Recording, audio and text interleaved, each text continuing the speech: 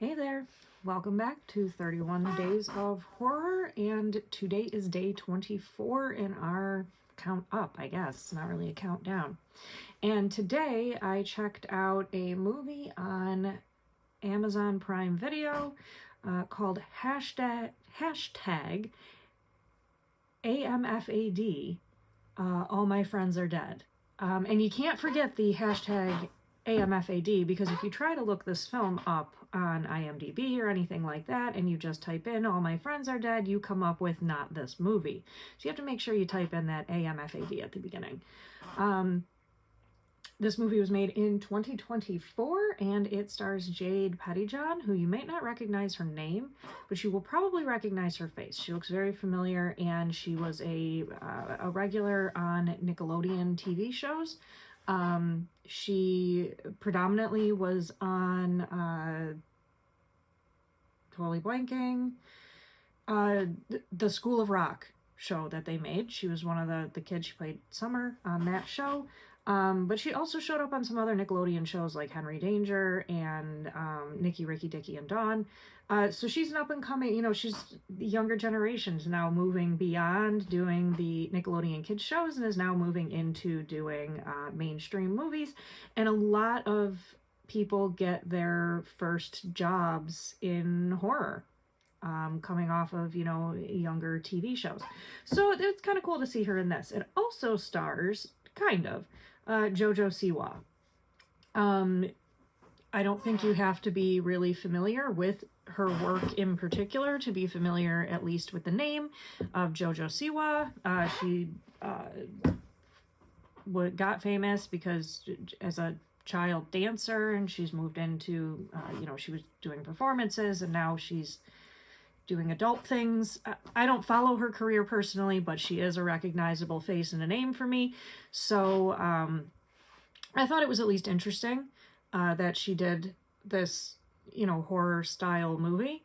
And the best way I can review this is it was cute, I guess, which seems like an odd thing to call a horror film cute, but it's not particularly new or different, but it's well made. It is clever.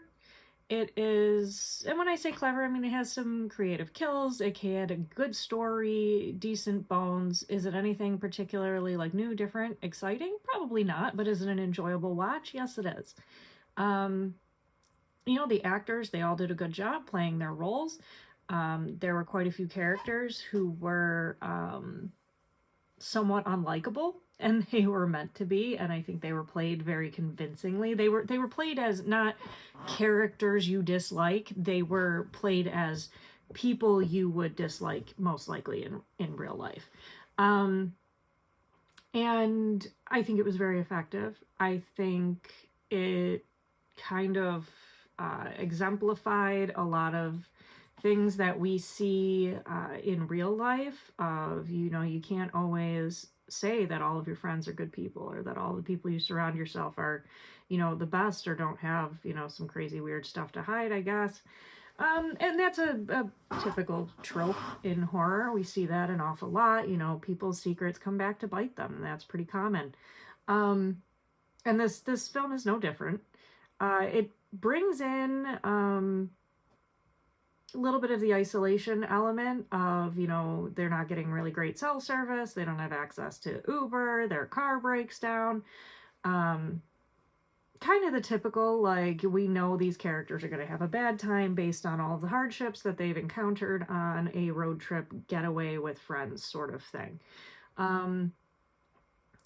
I think the original premise of it's a group of kids. They're supposed to be going to, they're like college kids. They're going to a music festival. The music festival is not celebrating, but it's on the 20th anniversary of a group of murders that occurred 20 years ago from the film. At the same music festival, and it's called the Seven Deadly Sins murders. There was a killer who staged the bodies, like the Seven Deadly Sins and all of that. So we kind of see where this is going. They set up the premise that like they're doing this festival again, the killer's gonna strike again, you know, all of those things. And I think that actually would have been an interesting premise too. I think I have not watched it, but I do think that may be a rough concept of the movie Trap that just came out recently. I've been debating whether or not I was going to watch that this month because currently on streaming I would have to pay to watch it, and if it's bad, I'm going to be mad I paid for it. As opposed to just watching something that's on the many streaming services that I pay monthly for. But I do think that would have been an interesting concept. I think they played this film a little bit safe in that they did not end up doing the move. They never made it to the music festival. So I think they played it a little bit safe, kind of avoiding that as the setting, because there's a lot of moving pieces when you come to something that big, because you have the performers. There's always somebody performing at music festivals. You also have so many people that I think unless you filmed parts of it at an actual like music festival, I don't know that moderately budgeted horror could really afford the price tag of creating a music festival just for a horror film. So I do understand there's probably a lot of financial constraints to that. But story-wise, I think they played it a little safe, because then it just became a cabin style horror where it's, you know, remote, you know, there's not really neighbors.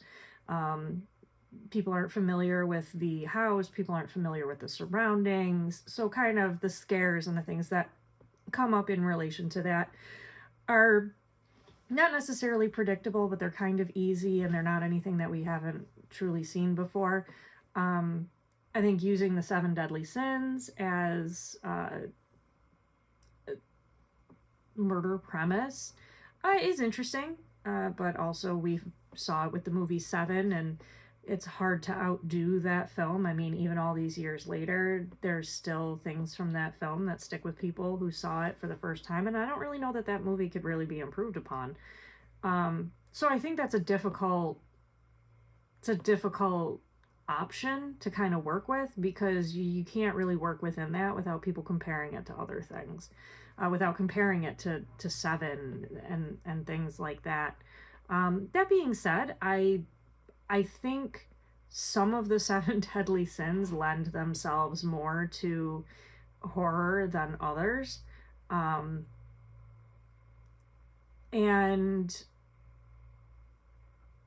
so, you know, you kind of get a couple of the kills that are like, oh, that's clever, you know, that goes with, you know, this 7 deadly sin and whatnot. And then you get others where it's just like, I don't know, that seemed a little, I mean, they just killed that guy. It's not really, it doesn't relate. Things like that. Is it necessarily a criticism? No. Like I said, the movie's cute. I'm not sitting here saying like, oh, it could have been a great movie if the movie is going to be entertaining. It's going to be cutely entertaining. And when I say cutely entertaining, I mean it's young people. They're doing a good job. The movie's entertaining. You can have fun with it. This would be a really great, fun movie to watch with a group of friends. I have very fond memories of being in high school and getting all of our friends together. There'd be like 10 of us, and only 2 of us were really into horror movies. So only like 2 of us really knew what to expect, or, you know, weren't like freaked out. You know, we were like, oh yeah, I could fall asleep watching Texas Chainsaw Massacre. It's fine. So like we knew what to expect from some movies, and we knew kind of how to approach movies, you know, and what's good, what's bad, those kinds of things. But we would be with this huge group of people who weren't into horror, so they didn't really know what to expect. They didn't really you know, they weren't hardened to the scares and all of that. They, you know, they weren't into like the formulas of it all. So we used to get together and we would watch horror movies, and my friend and I, who, you know, we knew horror, we would kind of guide the rest of them through it, of like, oh, and then this thing's gonna, like, watch, just wait, just watch, she's gonna get a wound right here, because by the end she's got to have this kind of wound, you know, things like that.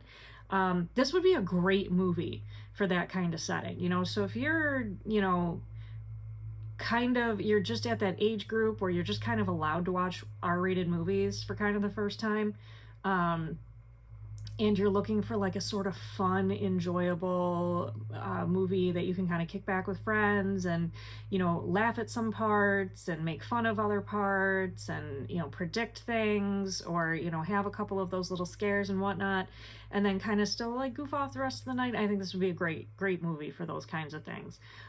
Especially since we're in the spooky season and there's Halloween parties and things coming up, since we're very close to Halloween now. I think this would be a great movie for Halloween parties. Like I said, for adults. There's nothing, there's gore, there's swearing. That's pretty much it.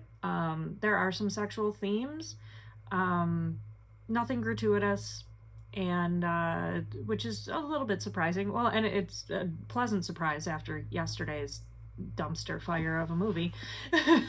um, and I think the characters all interacted with each other very well. I think there are some, even though it is horror and it's not straight up comedy, but there are some little bit lighthearted moments even into the horror elements, and I think a lot of that's really cool. They kind of tongue in cheek entertain the possibility of a sequel right at the end. I think it's important that if you're watching this, that you kind of leave it on through the credits, because there are some other things that come up through the credits. You know, there's newsreels and things just talking about like the incident, talking about the incident from years before. There's just some exposition but it's enjoyable. It's not anything you have to think about too much. It's not anything that's super intellectual or asking a lot of the audience. It's just like, here's a movie that's going to be fun to watch for an hour and a half. And that's the nice thing. It's literally an hour and 31 minutes long. So it's not like you're going to get to the end of it and go, oh my God, I wasted so much of my life. Because there are movies that are incredibly long and bad. And, you know, and then you have to realize, like, oh, I wasted 3 hours of my life on that. All of that being said, is this movie the best movie I've ever seen? Of course not. Is it a movie that I'm probably going to watch again? I doubt it. Not because it was bad, but just because I don't really see I don't see myself choosing this.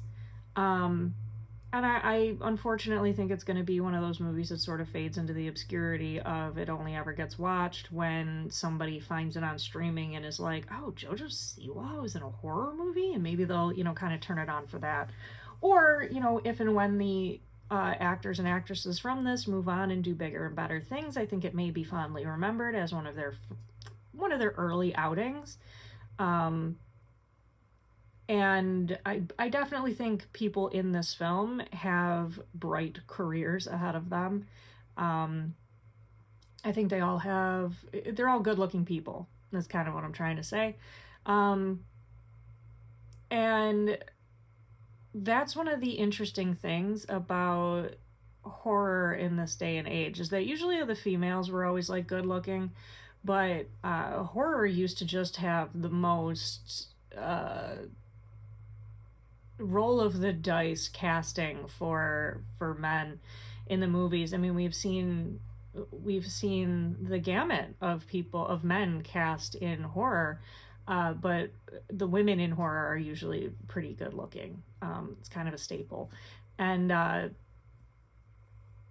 in the current day and age of looking for gender equality, it's getting to the point now where they also want good looking dudes in horror just as much as good looking girls. And so you kind of get this is one of those movies that I would call it shiny. It's shiny. It was made by a bigger production company. It wasn't made by one of the horror production companies. It was just made by, I'm assuming it was produced by Amazon because it's got their logo all over it. So there was a little bit more money behind it. I call this kind of like a moderately priced horror film because it's not low budget, but it's not like big blockbuster going to be released at the movie theaters. But it's not exactly a straight to streaming hell type of movie. It's more of like, yeah, we made this shiny, we made it so that it would be on the front page of Amazon and that people would click on it, that it would look pretty interesting. We added a hashtag to get the kids interested, you know, because kids love those hashtags. And, you know, we'll go from there. And it's one of those endeavors where I'm pretty sure they're banking on making the majority of their money off of it this year, and then they'll make something else for next year, and this will be, you know, kind of forgotten. But I think we have seen really good outings that have been produced like that in the past from other sources. Netflix is a good example. They came out with the movie The Babysitter, which was kind of a sleeper at first, but then it became popular enough that they produced a sequel, The Babysitter Killer Queen. And both of those movies are really enjoyable. We spoke about them a little bit yesterday because Chris Wilde was in those movies, but they are some of my favorite, I guess, moderate horror. And it was made by Netflix. So it's not anything, you know, crazy, you know, high budget. It's not done by A24 or Blumhouse or anything like that, where you would, you know, kind of expect this horror, the horror genre to come from. It was a Netflix movie. And this is kind of, like I said, it's in the same vein. I think it's entertaining. I think if you said, like, to your friends, hey, you want to watch a horror movie, and you put this on, I think everybody would have a good time. Do I think it's going to win any awards? No. Do I think I will forget the majority of the plot and try to loosely explain it to somebody at some point and be like, I don't know, I forgot Jojo She was in it, but it was fine. Like, it was a good movie. It was enjoyable. If you feel like watching it, you'll probably have fun. Like, that'll probably be where my memory goes for this movie from now on. Or I will completely forget that I've watched it, accidentally watch it again, and enjoy it a second time. That's also a very good possibility because of just the nature of how many things are on streaming, and I have a bad memory. But, so AMFAD, hashtag AMFAD, all my friends are dead. Do I recommend this? I give it about 3 stars. I definitely, like I said, I think it's a great party movie. I think it's a great movie to watch with friends, and I think it's entertaining. I don't necessarily like horror. It's moderate horror. It's right in the middle of the road. It's good for people who are into horror and are just looking for something campy, stupid, and fun. And it's good for people who aren't super into horror and are looking for something campy, stupid, fun that might have a little bit of scare and gore in it. For people who like those things just maybe around the spooky season and not the rest of the year. So give this a look if you feel like it. And I would love to hear your opinions down below. We're getting down to the end. We've got just 1 week left until the big day. And if you have any recommendations of future movies that I can watch, I'm happy to check them out. Just leave a comment down below. If you want to subscribe, let me know if you like any of this content. Maybe I will keep it up after Halloween.